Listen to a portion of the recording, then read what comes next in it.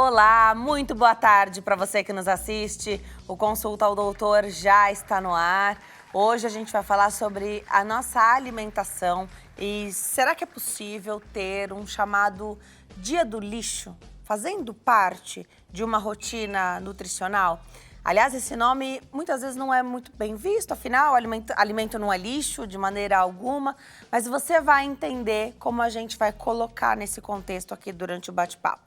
Tem ainda entrevista sobre aneurisma de aorta e uma conversa sobre pessoas com deficiência. Você já sabe, pode participar do programa enviando a sua pergunta através do nosso WhatsApp. O telefone é 11 3337 5886. 11 3337 5886. Eu tô te esperando nas nossas redes sociais, lá no Instagram, @TVHit, no Facebook é Hit TV Oficial.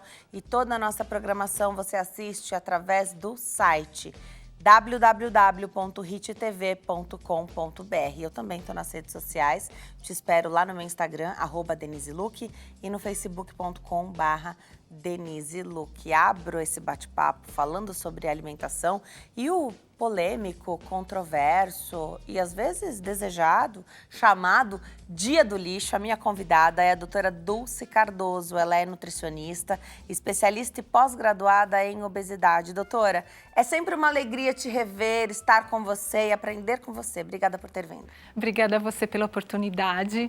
E a gente divulga, então, a saída dos vícios, né? Porque esse dia do lixo que pegou esse termo, nada mais é do que um convite aos vícios, que pode dar um start ali para questões inflamatórias do corpo e depois fica difícil de sair daquilo. Mas eu vou explicar com mais detalhes como não cair nessa armadilha.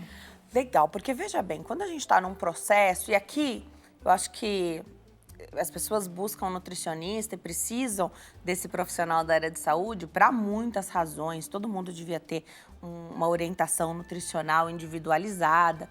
Mas acho que principalmente aqui tratando de outras doenças. Eu vou dar o exemplo da obesidade, que é a tua maior especialidade. Se a pessoa é obesa ou está no sobrepeso e a obesidade já traz outras comorbidades, já traz uma inflamação, aquela sensação já de maior inchaço. E aí a gente começa a fazer uma rotina diferente. E o profissional, ou a gente acha que pode fazer essa extravagância, que é o chamado dia do lixo. Comida não é lixo, a gente sabe disso, é só um termo bem entre aspas que se usa, né? É um termo popular que se usa para falar desse dia que você não precisa se preocupar, que pode ser um dia, uma refeição, algum momento, e a doutora vai explicar. Se você passa uma semana inteira esperando por esse dia, já não tá certo, né?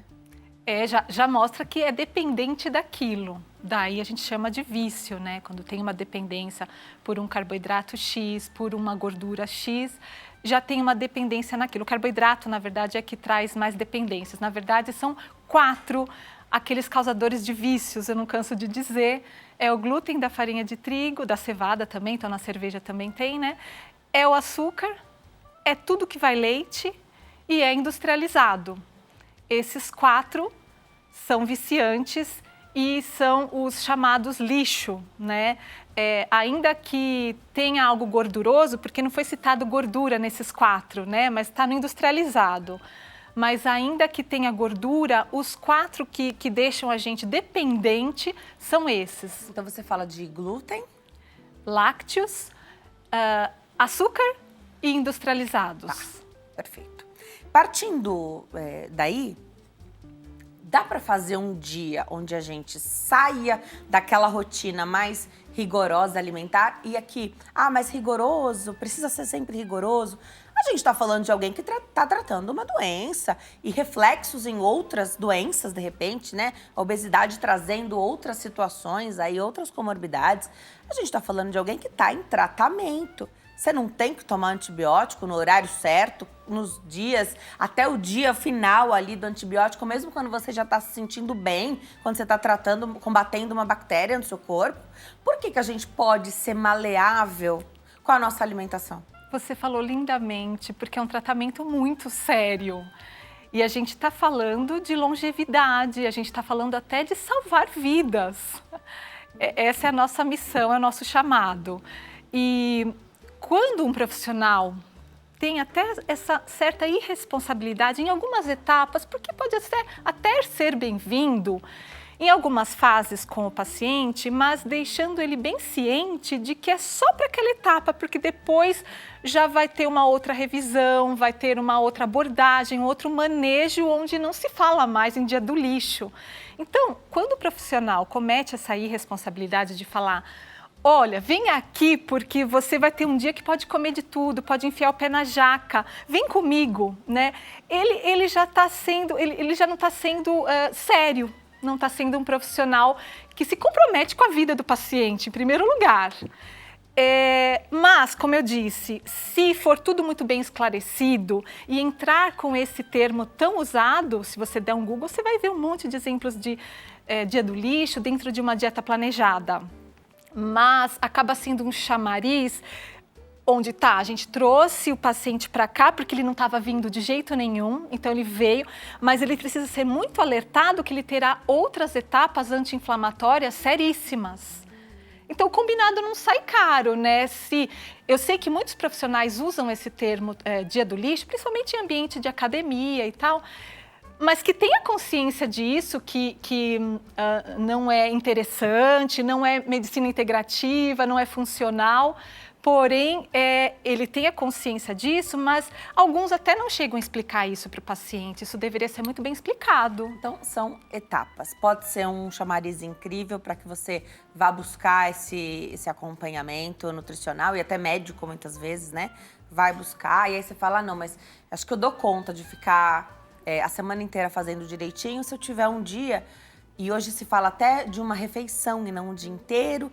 E às vezes nem uma refeição, mas um momento que você faz essa extravagância, né? E aí isso é combinado e tudo bem. Pontos que me chamam a atenção. É claro que falar é muito fácil e o que eu trago aqui, é claro que também é um desafio para mim. Na teoria eu sei, e para mim também é muito difícil colocar em prática. Até, né, já conversei isso com a doutora, eu inclusive já passei em consulta com ela. E a gente tem essas conversas, porque assim, você sabe, a gente sabe o que a gente tem que fazer. A gente sabe o que a gente não tem que fazer, mas também escutar o nosso corpo, né? Quando você faz essa extravagância, você passa mal, vale a pena fazer essa extravagância? Você falou lindo de novo. Desse jeito, né? Vale a pena, de repente, exagerar tanto, porque um churrasco, para quem não faz restrição de carne, por exemplo, um churrasco já pode ser a coisa que já é extravagância, né? O consumo maior de proteína já pode ser essa extravagância. Sem limites de dose, de quantidade. Você falou muito bonito, ouvir o corpo, né? Em outra entrevista, inclusive, gente, sugiro vocês assistirem 4 de outubro, que eu vim aqui, falei do jejum, Legal. Mas também abordamos outras coisas dentro desse tema.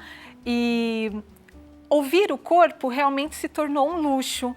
É claro que essa espécie de dia do lixo ficaria diluído ao longo do hábito da pessoa, porque virão situações em que você vai ter que desligar um pouco. Não tem como. Agora, instituir isso, eu acho bem irresponsável. Tá. E se for instituído por um período que seja avisado que, olha, é nessa fase, é para de repente você não ter um baque muito grande aí na sua rotina, conseguir ajustar, isso aos poucos precisa, tem que ser avisado que isso vai ser retirado e até naturalmente, né? Exatamente. Vai ser retirado. Exatamente. Eu gosto muito de usar o termo dia livre, né? Dia livre. Então, eu vou por partes com o paciente, então a gente organiza aquela rotina do dia a dia, que é o grosso, é a base, então ali fica tudo muito bem estabelecido e ele pode ter um momento para desligar, esquece das regras e tal, mas eu não costumo usar esse termo dia do lixo, que é para que a pessoa ouça o corpo e para que ela, na verdade, o corpo fica seletivo, então o próprio corpo da pessoa não vai deixar consumir certos itens, certos alimentos, certos produtos alimentícios que nem são alimentos de verdade, né? Que o corpo vai rejeitar. E então ela vai ouvindo o corpo, vai vendo toda a questão gástrica, toda a questão intestinal, como é que vai respondendo nesses dias livres, nesses momentos livres que podem ser de um almoço até o meio de uma tarde, como um churrasco, por exemplo. Então, um momento livre, não necessariamente uma refeição. Se aquela refeição se estender, ela está desligada, sem regras. Porém, a rotina dela segurando, ela vai conseguir ter conclusões do que o corpo dela quer ou não quer, pode ou não pode, do que faz bem ou não faz, né? Então ela vai tendo essa consciência.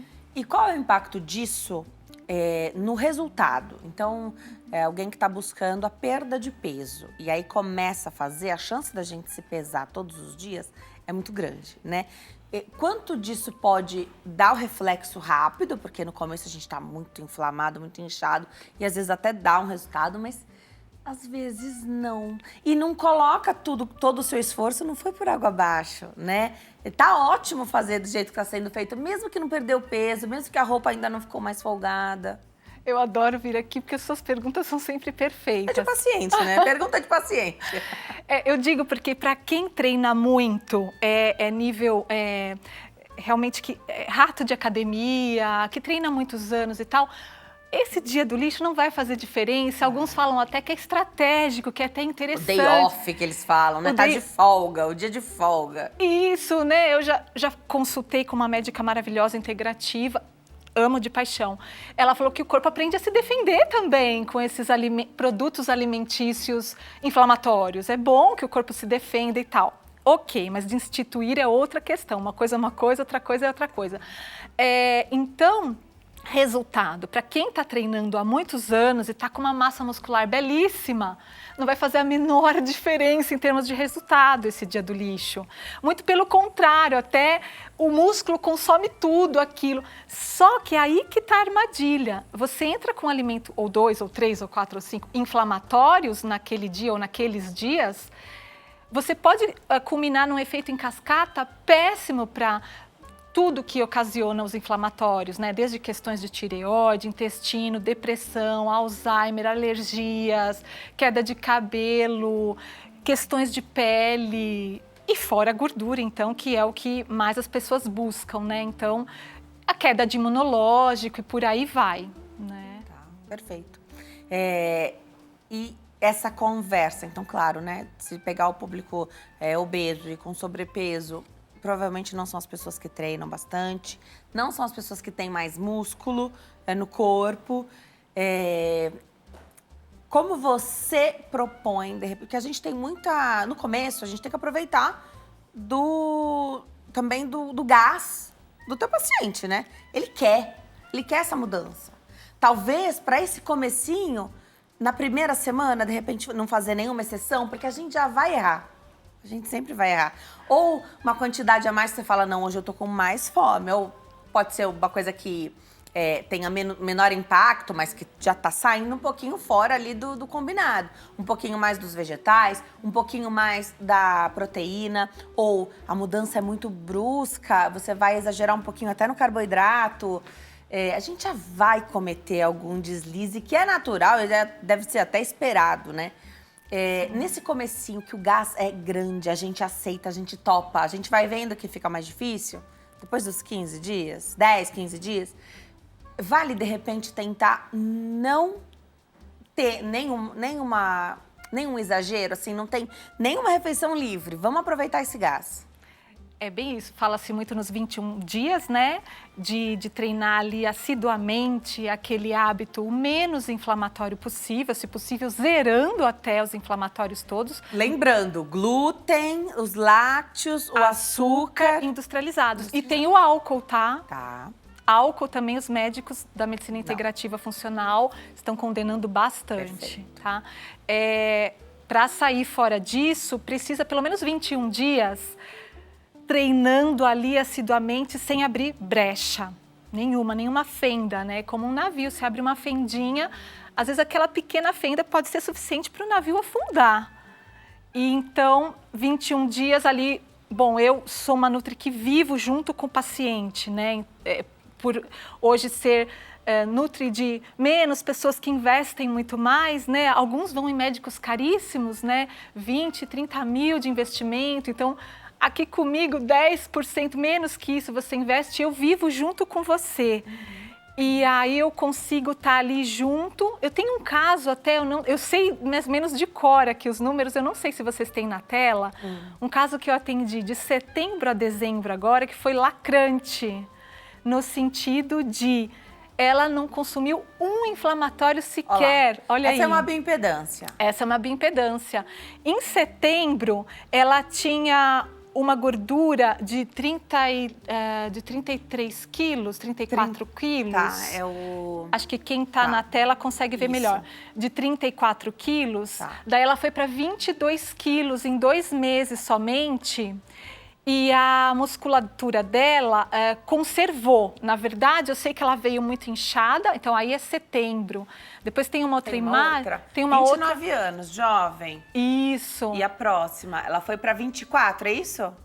24 quilos. 24. Então, de 33 quilos, ela foi para 24 quilos. Então, queimou 9 quilos de gordura. Ah lá, 20... De gordura, isso. Tá. De 33 quilos foi para 24 em 2 meses. Perdeu muita gordura. Muita gordura, 9 quilos de gordura em 2 meses, mas o principal nem consegui colocar nessa tela, depois eu mostro esse caso nas minhas redes. Foi o metabolismo dela, o quanto que aumentou. Foi do metabolismo de 67 pontos fitness para 75. Gente, isso não tem. Isso não tem. Isso é através de atividade física que a gente conquista? Atividade física, zero inflamatório ela consumiu. Ela não se permitiu, ela ia na hamburgueria com os amigos, ela não comia. Mas porque ela tem amigos muito legais, que permitia ficar conversando com eles e respeitavam ela. Ok, você não quer comer, beleza. Ela já tinha comido outra coisa, já tinha vindo alimentada, não passou fome, porque a ideia não é restringir. Ela estava lá pelo papo, não pela comida, tá ótimo. Pelo papo e pelos amigos maravilhosos que ela tem. Então, o principal de tudo isso não foram nem os 9 quilos que ela queimou do fim de setembro, que na verdade ela teve outubro e novembro para fazer que eu vivia com ela todos esses dias. Todos esses dias eu conversava com ela, mandava dicas, perguntava. Eu vivo com o cliente hoje, com o paciente, né? E aí ela já veio muito forte, aí fortaleceu mais ainda. Ela foi de 67 pontuação fitness para 75 pontuação fitness. Ela aumentou 8 pontos de pontuação fitness. Gente, você sabe o que é isso? É permitir que ela emagreça muito mais sem precisar botar novidade na vida dela. O corpo trabalhar sozinho, pra ela, né? Sozinho. Isso não tem, viu? Aumentar 8 pontos fitness, não tem. É só nesses médicos caros aí, tá. E aí essa conquista, então, ajuda o metabolismo dela. Isso. É uma melhora do metabolismo. Que ela não tinha dia do lixo, nada disso, ela não sucumbiu em momento algum. Até poderia, ela não fez. Poderia, mas ela não usou essas cartadas. Eu realmente falava, agora, né, no segundo mês, que você seguiu muito ali, ela falou que estava levitando e tal. No segundo mês, em novembro, eu falava, pode dar uma desligadinha em tal momento. Ela ficou. Ela bancou, porque ela queria ver a segunda bioimpedância dela, né? E aí a surpresa, né? De 67 para 75, a pontuação fitness. Gente, não tem. 2 meses é um bom tempo para fazer e refazer a bioimpedância? No caso dela, que eu estava junto todo dia, sim, né? Dá para esperar 2 meses, porque aí a pessoa fica de boca aberta. Uau! E ela não se pesou nesse período? Não se pesava. Fujam da balança, gente, pelo amor de Deus.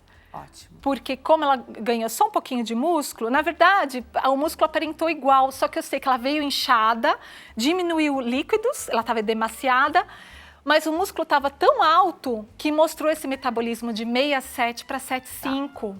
Então o músculo estava super ativo, com personal, viu? Às vezes essa coisa do músculo quando está muito inchado, né?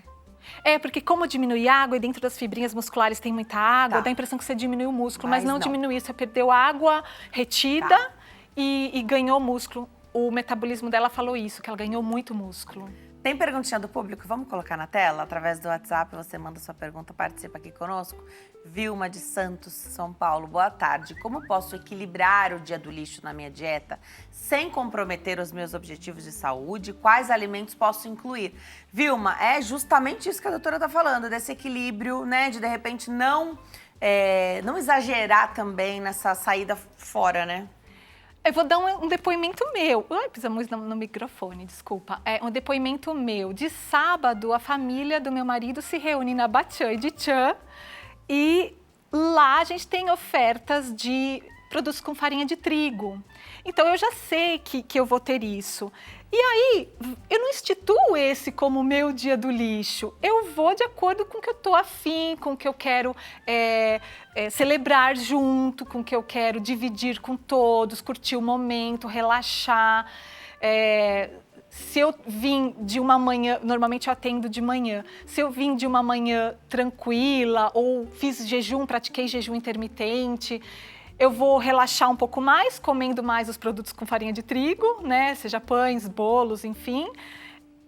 Ou se eu tive uma semana onde eu furei um pouquinho mais, isso não acontece muito, né? Porque eu sou bem militar. Mas se eu furei um pouquinho mais ou porque a vida foi um pouco pesada, eu não vou me permitir tanto, mas sem peso.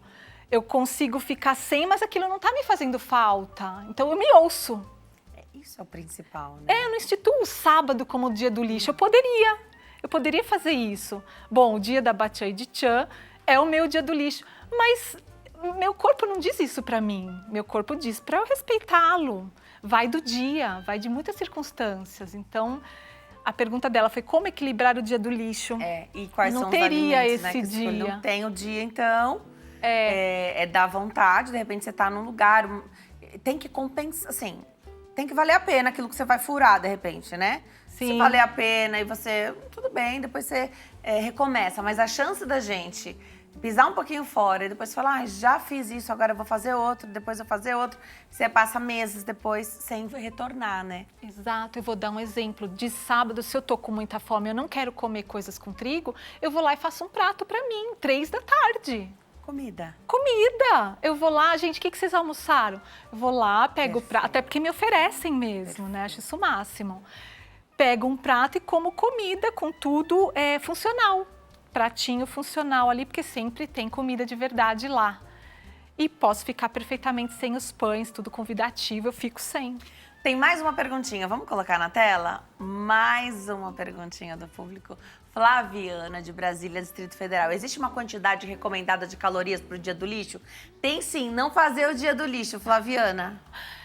Olha, gente, tira calorias da vida, tá? Ninguém mais usa essa palavra. Acho que eu falei um pouco forte, ninguém mais usa. Mas aqui, na nutrição... faz mais sentido na nutrição de hoje, né? Fora que o meu corpo é uma matemática, o seu é outra. E nem é tão matemática assim, porque a gente come com emoção, não é mais matemática.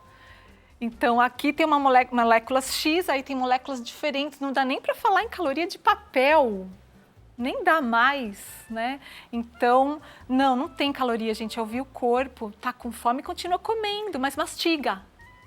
Mastigue. E fazer as escolhas, né? Comer, então, mais a comida de verdade, descascar mais, desembalar menos. Sempre. Que aí vai ter sempre menos açúcar. Exato. Do desembalado, do descascado e não desembalado. Vai ter sempre menos açúcar. Perfeito. Menos... A chance de não ter esses 4... É muito grande. De não ter é maior, exato. De não ter. Uhum. Então, fazer essa escolha. Você falou de repente, comer comida, fazer um prato de comida quando tá com fome. Essa inflamação, essa liberdade de dia do lixo que se fala, isso também não tira um pouco a nossa, o nosso acerto ali do que é fome? A gente não perde um pouco essa... Eu vejo no meu filho, né? Se ele não quer comer, ele fala, não, mas eu não tô com fome, eu não quero mais.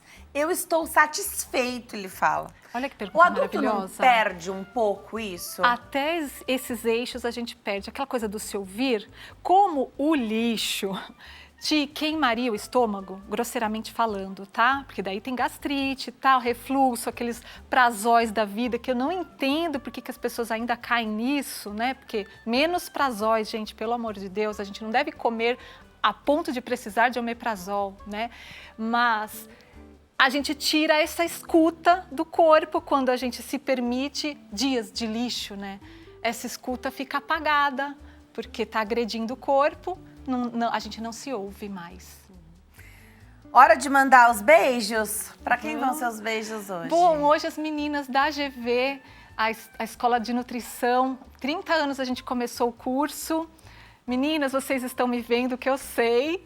Obrigada. E todas as pessoas da minha família que sempre me amparam, me acolhem, me impulsionam, me jogam lá para cima. Obrigada, gente.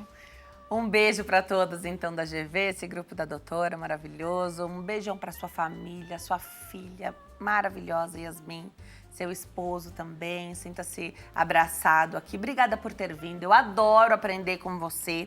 Dá vontade da gente começar a fazer as mudanças que a gente sabe. Às vezes exigem um pouco de maturidade. Às vezes precisa do momento. Pode ser que você use um momento ou que você crie um momento certo para começar a fazer aquilo que tem que fazer, né? Vou deixar o Instagram da doutora, @Clínica Nutricentro, @Clínica Nutricentro, e o site é www.nutricentro.com.br. Venha sempre. A gente já tem até pauta marcada, né? Já Venha temos. sempre. Ai, maravilhoso. Obrigada, viu? Obrigada a Bom você. fim de tarde. Eu vou pro intervalo. No próximo bloco, o bate-papo é sobre aneurisma de aorta. Tô te esperando. Até já.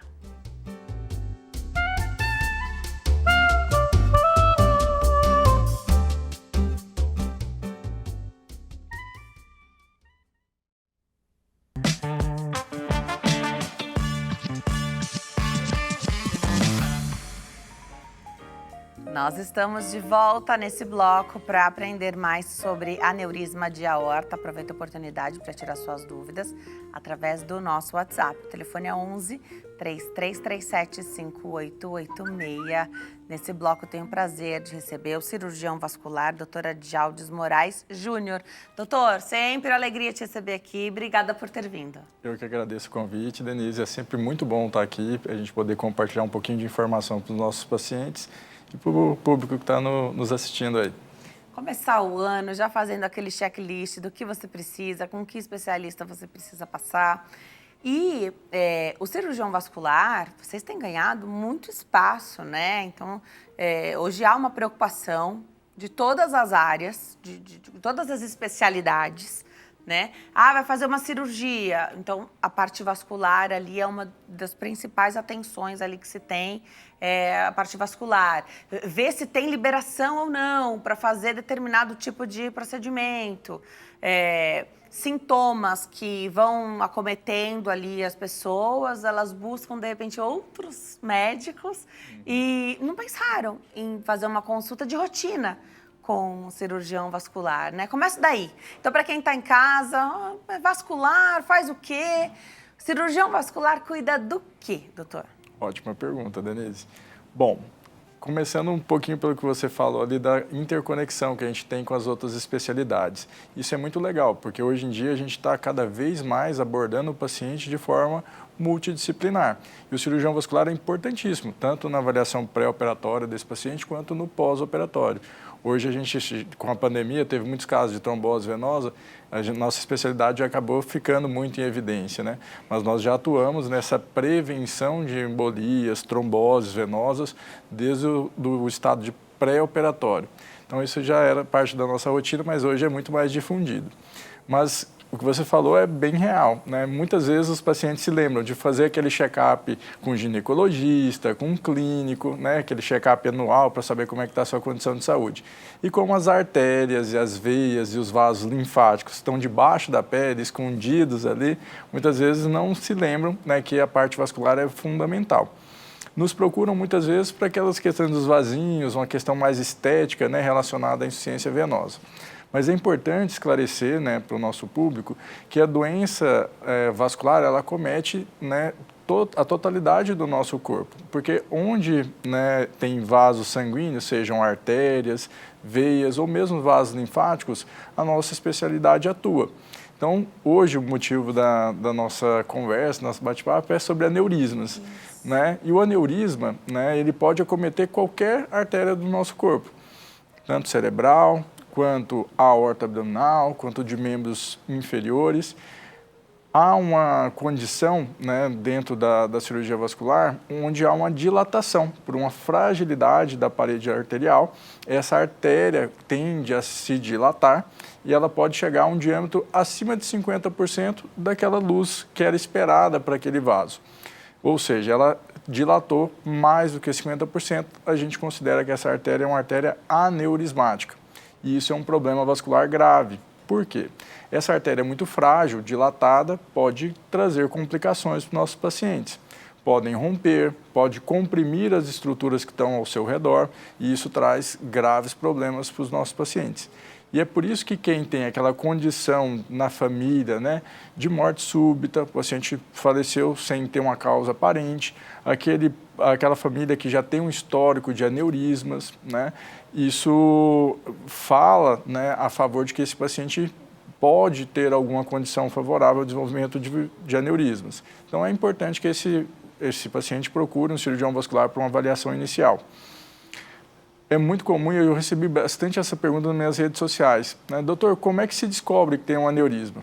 A maioria das vezes o aneurisma ele é assintomático, ele não causa nenhum tipo de sintoma. E quando ele aparece, já é numa situação de muita gravidade, geralmente numa emergência vascular. Então, muito comum outro colega de outra especialidade, pedir um exame de imagem e nesse exame de imagem apareceu aneurisma. E aí é assim que esse paciente costuma chegar para nós. Tá, então vem como um achado.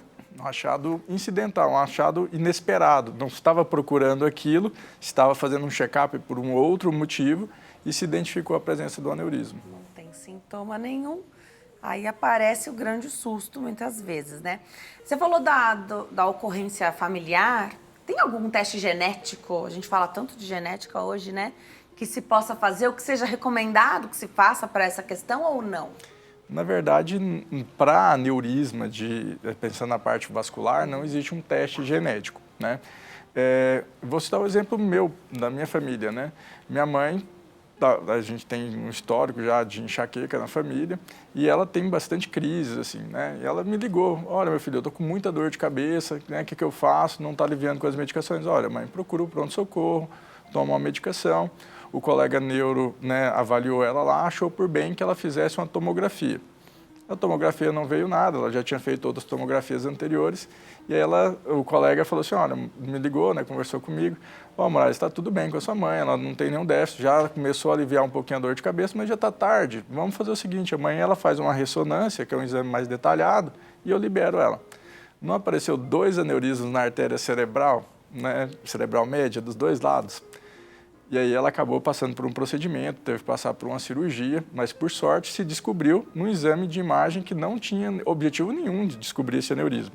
Inclusive a dor de cabeça não era pelo aneurisma, ele só serviu como o gatilho para se investigar um pouco mais aquela questão.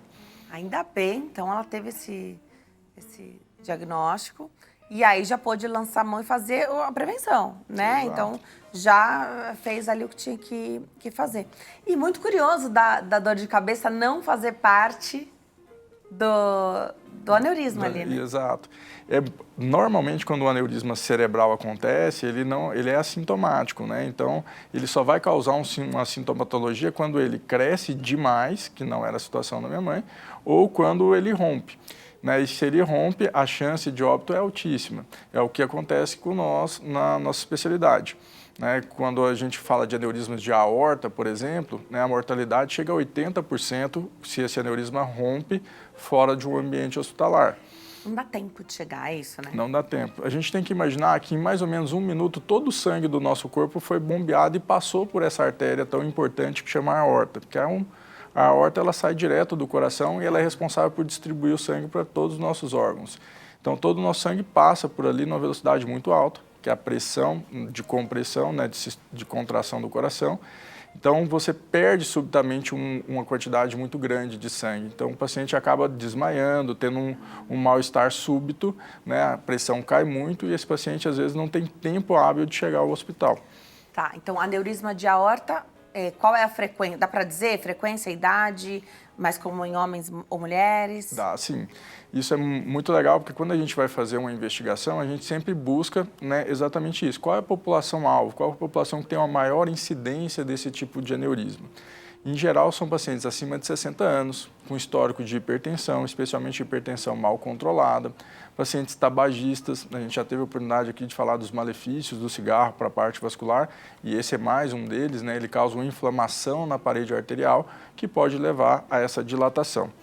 Bom, é importante, e esse é o nosso objetivo aqui, é trazer uma informação real, né, para os nossos pacientes. Antes, há algum tempo atrás, se falava que o paciente tinha um aneurisma de aorta, ele tinha uma bomba relógio prestes a explodir. né? Hoje em dia, com as técnicas que a gente tem, né, com a tecnologia atual, a gente já consegue resolver esse problema antes que ele traga um risco tão alto para os nossos pacientes. Então, assim, é por isso que é importantíssimo a gente, primeiro, cuidar da prevenção, né? Evitar, né, tabagismo, ter uma atividade física regular, procurar um cardiologista para fazer um bom controle pressórico, né? Isso a gente está atuando sobre a prevenção. E a segunda informação importante é, se tem um aneurisma, o que faço? Ter um acompanhamento muito próximo com o cirurgião vascular. Porque a gente avalia não só o diâmetro do aneurisma, mas a sua anatomia, a sua morfologia e também a velocidade de crescimento desse aneurisma. Isso é fundamental para a gente identificar que esse aneurisma vai crescer a ponto de romper e já tratar de uma forma um pouco mais precoce. Pode haver rompimento desse aneurisma mesmo sem um crescimento muito grande? Então, algo que chama atenção até? A gente tinha decidido, de repente, nem fazer grandes coisas e houve a surpresa? Ótima pergunta, Denise. Sim, e isso pode acontecer. E existem alguns sinais tomográficos, através de um exame de angiotomografia, que a gente consegue detectar. Olha, houve uma mudança. Essa parede arterial ela está mais fragilizada. Houve uma expansão muito rápida desse aneurisma. O paciente começou a sentir dor, desconforto. Tem alguma coisa errada. Esse aneurisma a gente coloca ele já num critério de urgência para ser resolvido. Cirurgia. Cirurgia. Hoje, muito menos invasivas. Muito. Vou citar um exemplo dessa semana, anteontem, Tá. né? Um paciente que a gente estava em acompanhamento, né, a minha equipe, ele internou no hospital por uma infecção urinária, tinha um histórico prévio de ter corrigido um aneurisma de aorta há 4 anos. Só que perdeu o segmento, seguiu a vida, né, e deixou de acompanhar com o cirurgião vascular. Normal. O que aconteceu? Como a infecção urinária dele estava preocupando um pouco, né, já estava progredindo para o que a gente chama de pielonefrítica, uma infecção um pouquinho mais grave, resolveram fazer uma tomografia de abdômen. Na tomografia de abdômen, o aneurisma que antes tinha um diâmetro bem grande, que era 7,2, há 4 anos atrás, agora estava com 9,5 centímetros. E estava com um vazamento entre a prótese, que tinha sido instalada há 4 anos, e a parede da artéria, que a gente chama isso de endoleak. É um vazamento, o sangue estava entrando entre a prótese e a parede da artéria. Isso causou essa expansão, né, do aneurisma de 7,2 para 9,5. Isso é uma urgência vascular. Esse paciente não pode ter alta do hospital sem corrigir o problema. Só que qual que é a questão? Esse aneurisma cresceu tanto que ele começou a envolver todas as artérias que vascularizavam o seu intestino. E aí a gente teve que fazer uma programação cirúrgica bem detalhada, isso é uma cirurgia de altíssima complexidade, né? E a gente conseguiu resolver esse paciente em 3 horas e 10 de cirurgia. E a gente conseguiu revascularizar, né, todos os ramos arteriais, que eram 4, as artérias renais, que são uma para cada lado, a artéria mesentérica superior, que nutre o intestino, e a artéria do tronco celíaco, que nutre alguns órgãos internos. E a gente conseguiu fazer isso, né, sem nenhum tipo de complicação ou intercorrência. Esse paciente ele foi operado há 2 dias, hoje teve alta da UTI. Ótimo. Saindo daqui eu vou passar a visita nele. Já, doutor, passa a visita aí. Agora, são feitos desvios? Então, para começar, seria muito menos complexo se ele não tivesse abandonado o segmento, que aí você teria observado isso muito mais cedo, e a cirurgia, de repente, o jeito de conduzir traria menos risco a ele, graças a Deus deu tudo certo, mas tinha maior risco sendo dessa forma, então não abandonar o segmento. E são feitos desvios, é isso? O que vocês fazem naquele lugarzinho que... Eu sempre que falo de aneurisma, eu penso numa bexiguinha velhinha, que aí você enche um pouquinho a bexiguinha, já rompeu, porque estava velhinha, fininha, não sei o que acontece com as bexigas velhas, mas sempre me vem à mente esse tipo de analogia, né? Ótima analogia, vou começar até a usar. Mas é justamente isso, né? O aneurisma é como se fosse uma bolha na parede da artéria. Tá. Então, se é uma bolha, como uma bexiga, e você vai insuflando essa bolha, ela pode romper. E se ela rompe, ela vai trazer consequências muito graves. O que a gente faz? Imagina que essa artéria é um cano. A gente está com aquele cano doente, aquele cano está estragado, a parede daquele cano está prestes a romper. O que a gente faz? A gente consegue hoje, com a tecnologia atual, navegar por dentro dessa artéria e liberar um cano que vai se dilatar lá dentro, a gente entra com ele fechadinho, chega naquele ponto onde a gente quer tratar, a gente libera, ele abre lá dentro e esse cano recobre aquela parede que estava doente. Então, você libera um encanamento novo dentro daquele encanamento velho que estava doente. E agora o sangue vai percorrer esse caminho já dentro de uma prótese e não mais em contato com aquela parede doente. É isso que a gente tenta fazer. Nesses casos, você falou muito bem, se tivesse um acompanhamento próximo, poderia ter sido identificado o problema, que é esse indoli, que é esse vazamento, já no início e corrigido de uma forma menos complexa e evitariam riscos também do procedimento cirúrgico. Tinha relação, esse vazamento tinha relação com a infecção urinária? Não. Não tinha? Não tá, tinha. então foi só um motivo dele buscar esse Exato. suporte médico. Ele buscou assistência médica por outro motivo qualquer, assim como minha mãe foi buscar por uma dor de cabeça e se identificou um outro problema que era muito mais grave do que a própria infecção urinária. Inclusive, a gente espera o tratamento da infecção urinária para depois, sim, a gente tratar a doença aneurismática dele.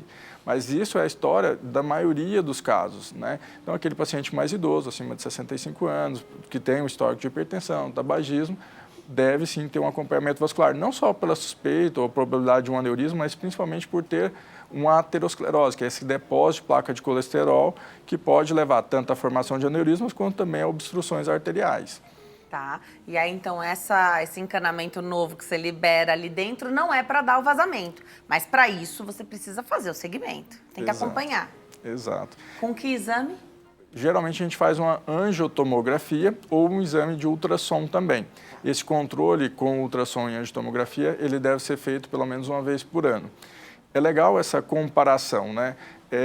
Quando a gente faz uma liberação de um dispositivo como esse, que a gente chama de um device, né, lá no abdômen do paciente, esse dispositivo ele não vai ser retirado nunca mais. Porém, ele precisa, às vezes, de ter uma manutenção. Então, ter um acompanhamento disso para que você identifique um problema inicial e você já possa corrigir de uma maneira muito simples. É como um carro. Se você tem que trocar o óleo a cada tanto tempo e você deixa de trocar, certamente quando você for ao mecânico, ele vai te dar uma notícia ruim de que vai ter que trocar o motor inteiro.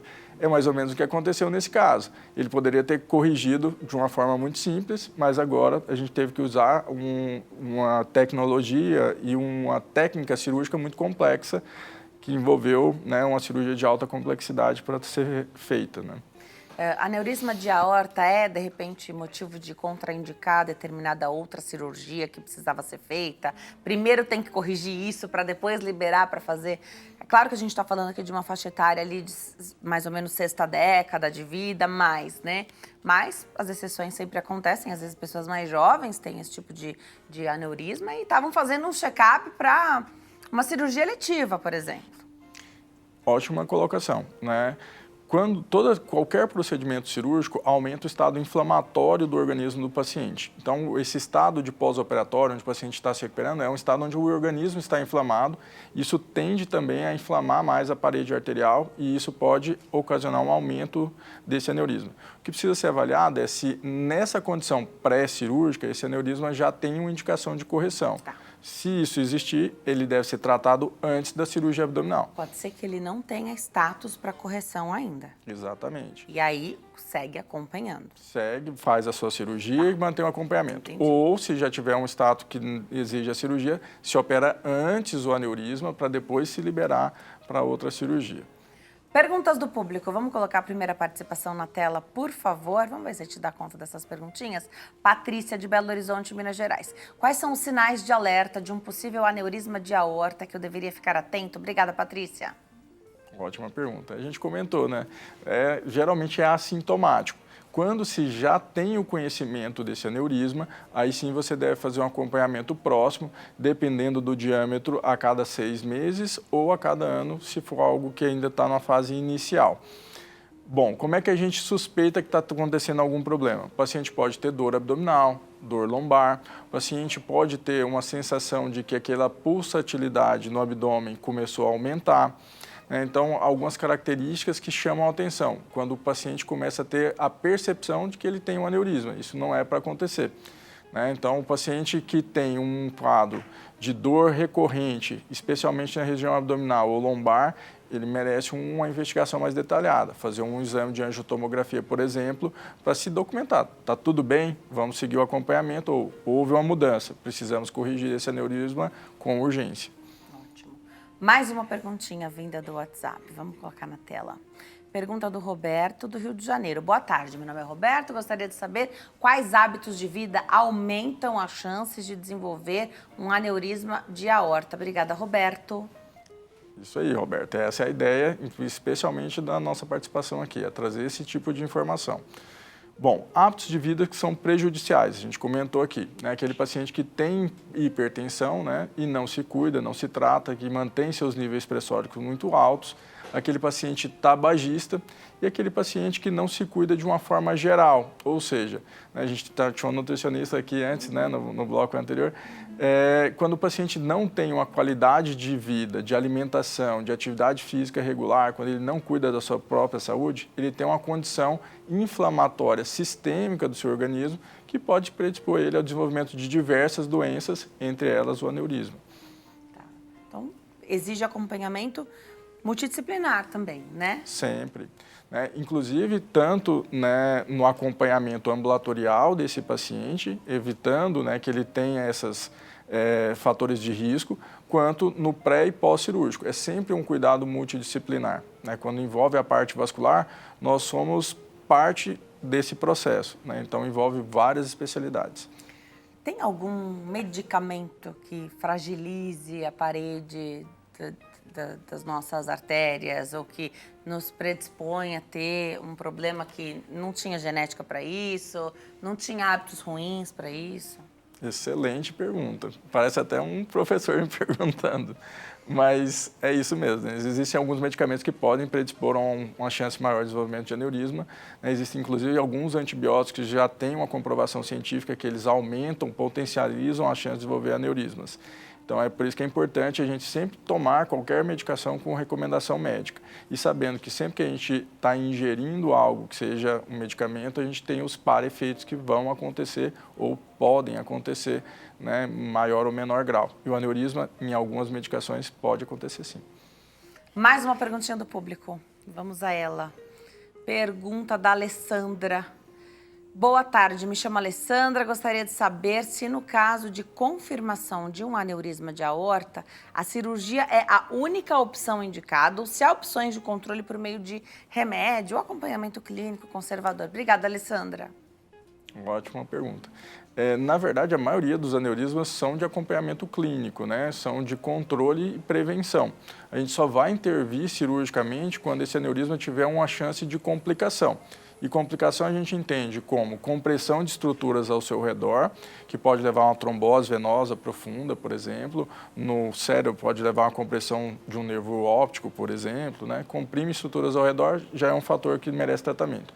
Ou quando ele forma um trombo dentro dele que pode fragmentar e embolizar. Sair um pequeno coágulo de sangue e migrar. Isso é muito comum em aneurismas de membros inferiores. Acaba levando a obstrução da circulação do membro inferior. Esse aneurisma também merece um tratamento. E quando ele cresce, além de um diâmetro que a gente sabe que a partir daquele momento o risco dele complicar é muito alto, a gente indica tratamento pelo diâmetro também. E eu comentei, não é só o diâmetro, é a anatomia, a morfologia dele também interfere bastante nessa decisão. Muito legal saber disso. Para quem já tem, sabe que está acompanhando, às vezes está vendo um crescimento, está esperando esse status, de repente, para fazer cirurgia. A pessoa tem que ficar mais ligada, tem algum remédio, a família que sabe daquela condição, se a pessoa tem esse mal súbito, né? Que se ela não tivesse esse histórico anterior, ninguém saberia o que fazer e agora já vai para o hospital sabendo, você já encaminha para o serviço médico, quase que dizendo o que a pessoa tem, né?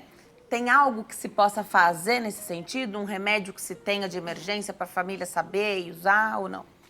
Então, quando a gente fala de aneurisma de aorta, por se tratar de uma questão quase que mecânica, né, o rompimento de um vaso e a perda ali de uma quantidade grande, não existe nenhum medicamento que vá fazer efeito imediato. Mas o que você falou é interessantíssimo.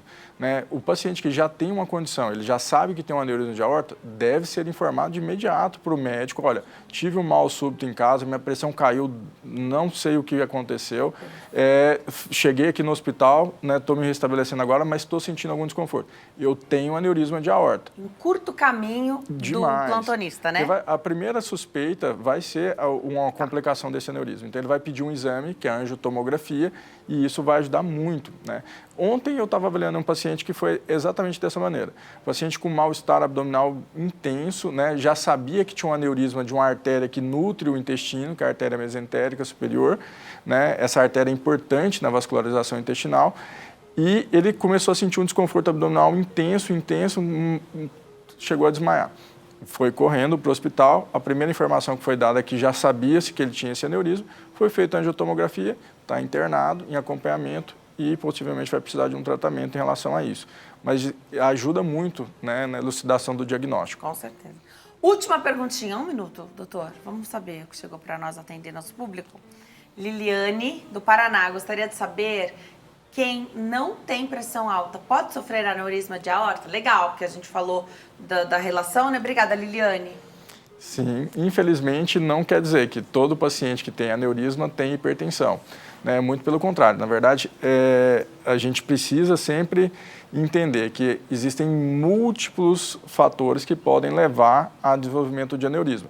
A gente comentou aqui que ele pode acontecer em diversas faixas etárias, inclusive na infância, pode acontecer o surgimento de aneurisma. Doenças autoimunes podem levar à formação de aneurismas. E lembrar que a gente está falando muito sobre o aneurisma de aorta, mas ele pode se localizar em qualquer parte do corpo, né? Na artéria renal, na artéria mesentérica superior. Qualquer artéria do nosso corpo pode ter o desenvolvimento de um aneurisma. E existem diversas causas. A hipertensão é só um dos principais fatores, mas não quer dizer que seja obrigatório a presença da hipertensão. Eu tenho que passar rápido, doutor. Vou deixar seus contatos, mas você já sabe, né? Está convidado a voltar, sempre uma prazer. aula. Aprendo muito. Falo que eu aprendo junto com quem está em casa, então cada vez a gente vai conseguindo caminhar, né, subir ali na questão da informação para trazer o melhor aí para o nosso público. O Instagram é @dr.moraesjunior, @doutor.moraesjunior. Tem também o @Instituto MJR, Instituto MJR, e o WhatsApp é 11 95244 1885. 11 95244 1885. Volte sempre, doutor. Muito obrigado pelo convite, viu, Denise? Obrigada, viu? A gente vai para o intervalo no próximo bloco. Entrevista sobre pessoas com deficiência. Até já.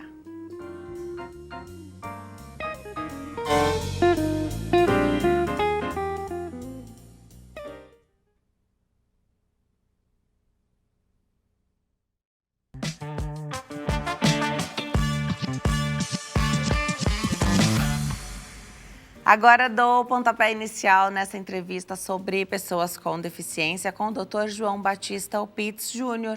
Ele é médico perito. Doutor, sempre uma alegria te receber aqui. Obrigada por ter vindo. Eu que agradeço a oportunidade de novamente estar aqui para a gente tentar desenvolver alguma coisa que tenha utilidade a todos os telespectadores. Terá, com certeza. Começar sobre o conceito, acho, né? Então, o que é uma pessoa com deficiência?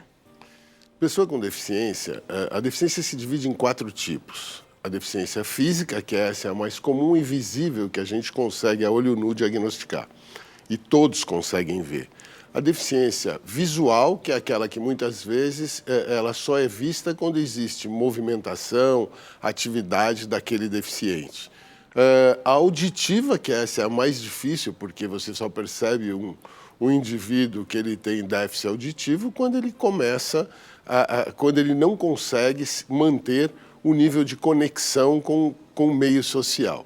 E a terceira é a mental, que é aquela que muitas vezes ela demora para ser vista porque às vezes o déficit é muito pequeno ou o déficit dentro de algumas patologias ele consegue ser superado por outros sentidos. É aquilo que a gente sempre diz, né? Deus tira uma coisa, mas dá outra.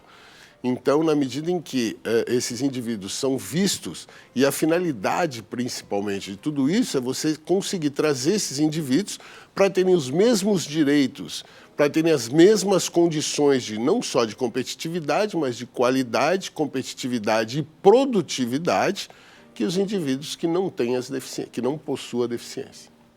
Aqui eu vou dar exemplo, porque eu até sigo uma pessoa ostomizada, então ela tem uma bolsinha ali para fora do corpo e com roupa, né? Isso se torna invisível. Totalmente invisível. Né? Então a pessoa não imperceptível. sabe.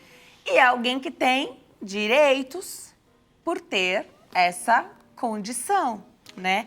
Então, então, por exemplo, tem uma fila diferenciada, você tem prioridade porque né, tem alguma deficiência. Isso é muito julgado, então existe muito preconceito para com a pessoa com deficiência, com todas, mas principalmente com aquelas que não é possível ver, você não consegue ver, e porque você não vê, você acha que a pessoa não tem.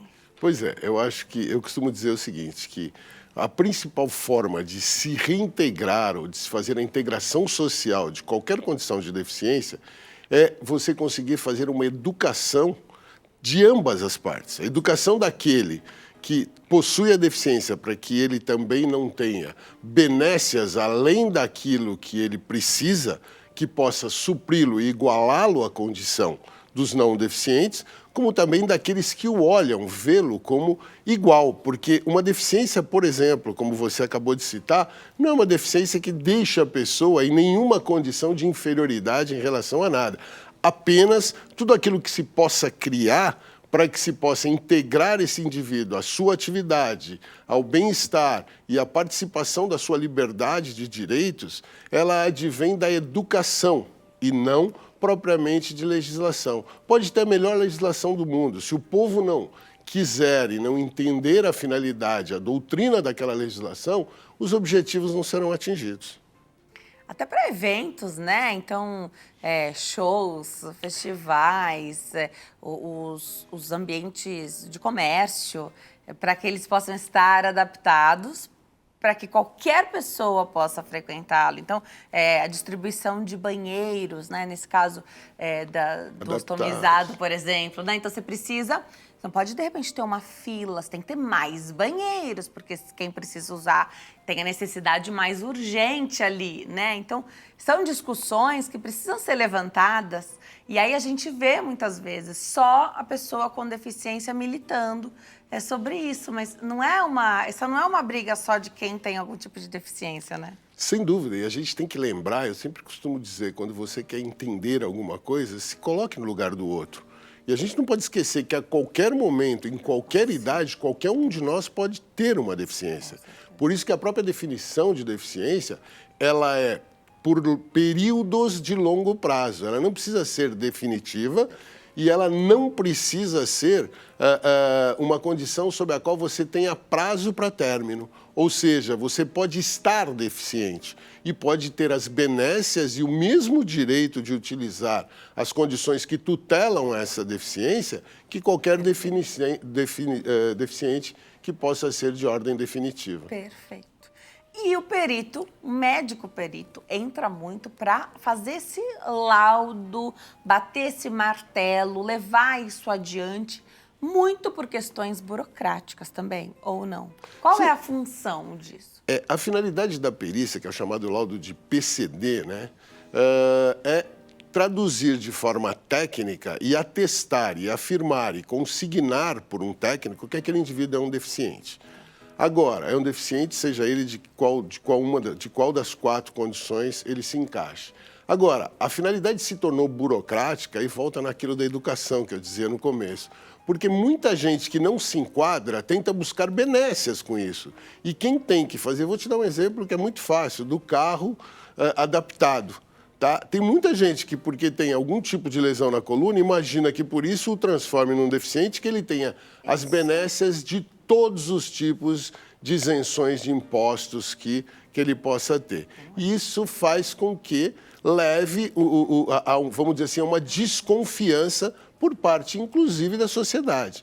Mas, na verdade, assim, existem categorias, existem condições muito técnicas que podem dizer quem tem deficiência visual, quem tem deficiência auditiva, quem tem deficiência mental, e que pode, aí sim, trazer os direitos e as condições de tutela que podem ser provisionadas. Eu costumo dizer, e acho que é muito importante isso, se você me permite, assim, é uma tendência do ser humano olhar sempre os seus direitos. mas ele não olha nem aquilo que o leva àquele direito e nem a condição do direito do outro que pode estar ferido com o teu próprio direito. Então, eu acho que é uma visão que é muito, eu diria assim, interior de cada um, a história de você olhar só para aquilo que te interessa, você olhar só para o próprio pé. Eu acho que isso é a solução, essas campanhas que se possa fazer, essa conscientização que tem que vir lá da infância, trazendo essa conscientização de que se eu não adianta eu estar bem se você não estiver, porque da mesma forma o teu mal-estar vai interferir no meu bem-estar. O pessoal fala muito de multa, né? Porque hoje todos os lugares têm as vagas separadas e a companhia de engenharia de tráfego entra também nos estacionamentos e vai conferir se quem está parado na vaga do idoso tem lá tem um papelzinho, né? Então tem que ter. Se é a vaga do deficiente, tem que ter também, né? E aí o pessoal fala, isso aí é para multar. Não é para multar, é para você não ferir o direito do outro. Exatamente. E por incrível que pareça, a gente às vezes se surpreende, eu já me surpreendi, com pessoas que estão estacionadas em vagas de deficiente e que chegam deficiente e não tem onde estacionar, principalmente em shoppings e tal. Isso mostra que não basta ter lei, não basta ter o direito, Falta tem lá que haver isso. Educação e principalmente formação.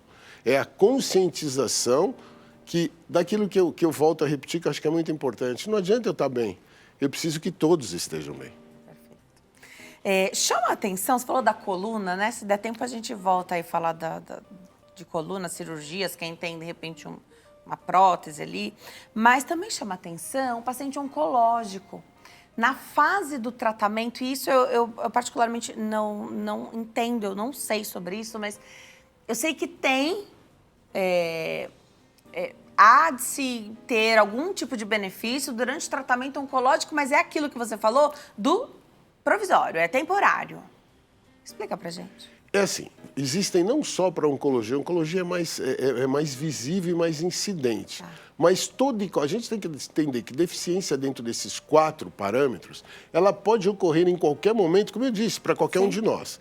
E aquele período de deficiência não te faz um deficiente definitivo, não te faz um incapacitado, te faz possível de ter uma condição que te tutele para que você possa ter os mesmos acessos, direitos, as mesmas condições daqueles que naquele momento não vivem aquela situação. Então, para toda e qualquer patologia, por isso que eu acho que eu gosto de fugir um pouquinho desses conceitos legais, porque os conceitos legais, eles são totalmente absolutos. É aquilo ou não é. Mas medicina é ciência de verdade transitória, medicina não é ciência exata. E o indivíduo, durante muito período, por muitos estágios da vida, pode estar incapacitado, ele pode estar, naquele determinado momento, passível de ser tutelado por uma lei ou passível de ser tutelado por uma condição normativa que o permita, como já repeti, vou dizer de novo, que o permita participar, que o permita ter as mesmas condições daqueles que não vivem uma deficiência, tá?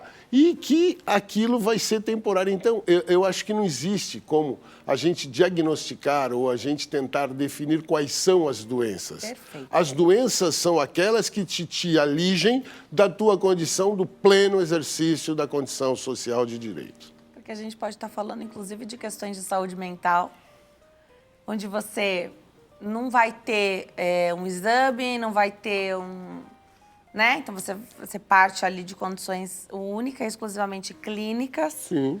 Que você vai tratar, você pode se recompor, se refazer, e que depois você vai voltar, mas por aquele período. Você tem aquele direito. Você tem Exemplo típico que não é doença, é gravidez.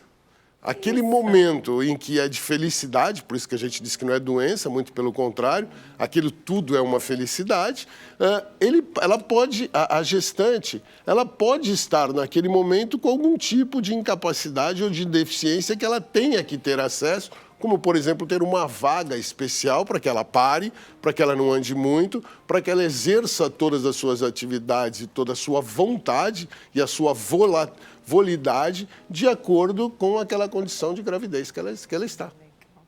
Tem perguntinha do público? Vamos colocar na tela?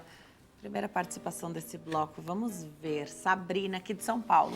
Existem critérios específicos para determinar a inclusão de alguém como pessoa com deficiência? Obrigada, Sabrina. É justamente isso que o doutor estava falando.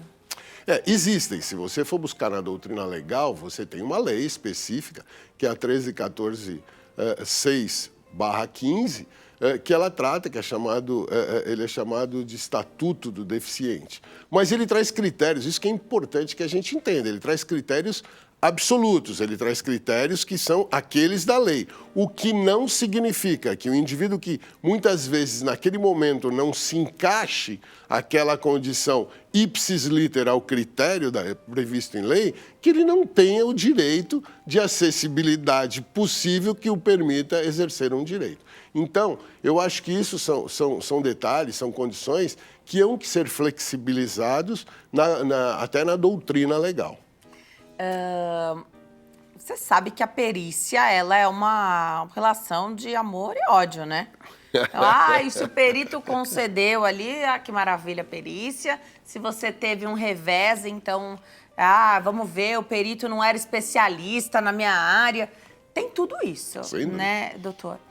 Mas a gente sabe que o perito perito, tem um papel fundamental, porque você até chegou a comentar, falou o número de lei, estatuto, mas quem vai determinar o juiz não é médico. E aqui a gente está falando de condições de saúde. A figura do perito médico é fundamental para falar disso, não? Com certeza. O perito médico é aquele que vai determinar tecnicamente qual é a condição que permite ou não aquele indivíduo a ter os benefícios oriundos do aplicativo que não cabe ao perito. O perito, é importante que se diga, o perito não aplica a lei. Tá bom. O perito determina as condições técnicas sobre as quais o aplicador da lei vai exercê-las. E eu costumo dizer assim, a perícia serve para iluminar a consciência jurídica. Ela apenas e tão somente vai trazer quais são os critérios, se encaixa ou não ao critério. E naquele momento, é importante que se diga, não adianta se imaginar que perícia, embora exista a perícia prospectiva e a retrospectiva, ela busca um objetivo naquele momento, ela se aplica àquele fato naquele momento, ela traz essa condição no seu bojo, mas não é o perito quem define quais são as condições de direito. Ele define, então, somente quais são os aspectos técnicos que levam à condição do aplicativo do direito. E essa questão da especialidade médica na perícia? Pois a gente tem que entender, eu acho que tem que entender dois critérios. O perito tem que ser especialista em perícia. Todo médico, nós acabamos de ver aqui um colega falando de condição vascular. É óbvio que ele conhece muito mais de condição vascular do que qualquer outro perito, essa é a especialidade dele. Mas nada impede que o perito, na dúvida, exerça e peça avaliação. Ele falou aqui, quando eu mando o paciente, eu faço um encaminhamento com todo... É isso que define a perícia. A perícia é o conjunto de condições sobre as quais o médico, entre o direito e o médico, exerce o demonstrativo dentro de uma condição legal, dentro de uma condição formal, para que o juiz entenda numa linguagem leiga, muitas vezes, se aquilo é ou não aplicável. Ou o juiz, ou, no caso, nas perícias administrativas, aquele direito que está sendo pedido pelo indivíduo. Então, eu costumo dizer assim, a perícia ela não é definitiva, a perícia não é uma condição que traduza direitos, ela traduz técnica. O direito é o aplicativo previsto na lei que não cabe ao perito. O perito ilumina essa condição com o seu conhecimento, mas a necessidade é de se ter especialistas em perícia médica. E o médico, ele é formado de forma geral. Ninguém está dizendo aqui em aplicativo médico. É óbvio que um perito não vai fazer uma cirurgia vascular de aneurisma de aorta, mas ele tem que saber, se ele se propor a periciar um aneurisma de aorta, tecnicamente o que é, como é, o que causa, quais são os indicativos e, principalmente, qual é o direito que aquele indivíduo tem e que se encaixa aquela condição. E no momento da perícia, você está ali também com as ferramentas e os instrumentos que quem vai ser periciado te levou, não? Sem dúvida. O restritivo é aquilo que chega ao perito. Porque você não acompanhou esse paciente. É o que eu costumo dizer, é a foto daquele momento. O que não vem não tem como adivinhar e nem deduzir. E a perícia, ela é uma prova material, ela não é uma prova dedutível. O perito não acha, ele não pode ter achismos, ele pode ter e trazer a condição a qual, aquele momento, é aquilo que ele vê e lhe chegou. Isso é bem visualizado com as dificuldades que se tem, que se imputa ao perito quando ele vai buscar condições extra-perícia, aonde ele começa a dar a sua própria opinião, a sua própria convicção, o que não é compatível com perícia. Perícia é materialidade, é aquele momento. Última perguntinha, tem um minutinho, doutor. Vamos ver se a gente consegue atender quem está em casa. Rafaela de Salvador, na Bahia. Como a legislação contribui para a acessibilidade de pessoas com deficiência em espaços públicos? Essa é uma grande discussão sempre, né, Rafaela? Obrigada pela sua participação. A legislação deveria, porque é o Estado que tem que tutelar, não só nas condições públicas, mas no regramento social, quais são os direitos de um deficiente, seja ele de qual das deficiências ele possuir. Mas o que a gente vê na prática é que isso sempre é levado a segundo plano. Eu diria até a você, se você me permite, Rafaela, que a condição privada traduz muito mais por obrigação legal a acessibilidade dentro das empresas do que a própria condição pública. Se você andar nas calçadas e você pensar num indivíduo que é o maior, aliás, é o maior índice de deficiência são as visuais, isso é a estatística do último censo. Se você for ver, a maioria das calçadas não tem um indicativo para que ele ande com a bengala ou que ele possa andar sem ter o risco de cair. Enquanto que nas empresas, desculpe, nos prédios, nos condomínios, é muito mais comum você ver aquela marcação dos pontinhos, Senão né? você tem multa. Se não tem não multa, pode funcionar o estabelecimento. senão não aprova projeto. Então, as sanções obrigam muito mais a iniciativa privada a resolver ou dar a cumprir aquilo que é o benefício e o direito e vamos dizer assim, a integralização do direito do deficiente do que o próprio Estado. E é sempre bom falar sobre isso. Eu vou deixar o contato aqui do doutor. O Instagram é @Instituto Paulista SST. Instituto Paulista SST. Adorei esse bate-papo. Nos leva a uma reflexão muito extensa, profunda e que a gente deve ter sempre. Obrigada, viu, doutor? Obrigado a você novamente pela sempre. oportunidade. Estou sempre à disposição. A gente que agradece. Obrigada a você que escolheu ficar coladinho aqui conosco. Fique com Deus e até amanhã. Tchau.